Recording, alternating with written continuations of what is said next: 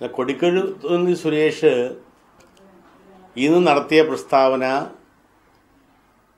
അനവസരത്തിലും ഇന്ന് കേരളത്തിലെ ഗ്രൂപ്പ് രാഷ്ട്രീയത്തിന്റെ സാഹചര്യങ്ങളെ കൂടുതൽ ഊതി വീർപ്പിക്കാനും മാത്രമേ സാധ്യമാകുകയുള്ളൂ എന്ന അഭിപ്രായക്കാരനാണ് ഞാൻ.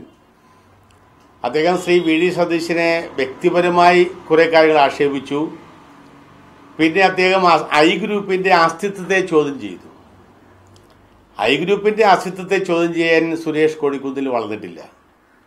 ഐ ഗ്രൂപ്പ് എന്ന് പറയുന്നത് കേരളത്തില് ഇന്ത്യയിൽ ശ്രീമതി ഇന്ദിരാഗാന്ധിയോടൊപ്പം നിന്ന് പടപൊരുതിയ കഷ്ടപ്പെട്ട് പാർട്ടി ഉണ്ടാക്കിയ ഒരു വലിയ വിഭാഗം ആളുകളാണ്.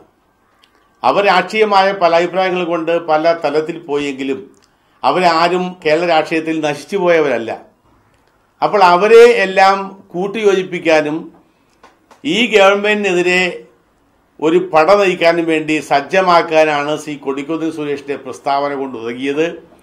അത് ശ്രീ ഉമ്മൻചാണ്ടിയോടുള്ള അദ്ദേഹത്തിന്റെ കുടിപ്പക കൊണ്ട് ഐ ഗ്രൂപ്പിനെ കൂടുതൽ സജീവമാക്കാനും വേണ്ടി ചെയ്ത സ്റ്റേറ്റ്മെന്റ് ആണ് എന്നാണ് ഞങ്ങൾ ധരിക്കുന്നത്.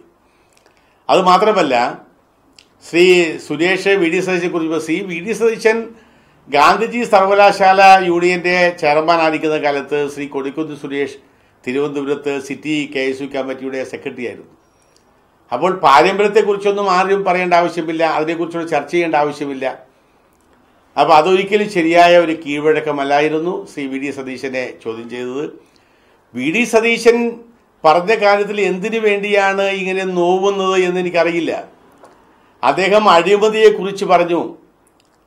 കേരളത്തിൽ അഴിമതിയെക്കുറിച്ച് അഴിമതിക്കെതിരെ പറയാനും സരിതയ്ക്കെതിരെ പറയാനുമുള്ള സ്വാതന്ത്ര്യം കോൺഗ്രസുകാർക്കുണ്ട്. കോൺഗ്രസുകാർ അത്രയേറെ വേദനിപ്പിച്ച സംഭവങ്ങളാണ്.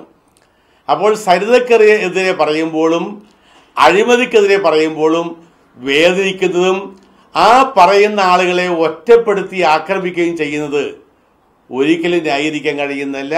അത് ഗൂഢ ഉദ്ദേശത്തോടു കൂടിയാണ് എന്ന അഭിപ്രായമാണ് എനിക്ക് കാര്യത്തെക്കുറിച്ച് പറയാനുള്ളത്.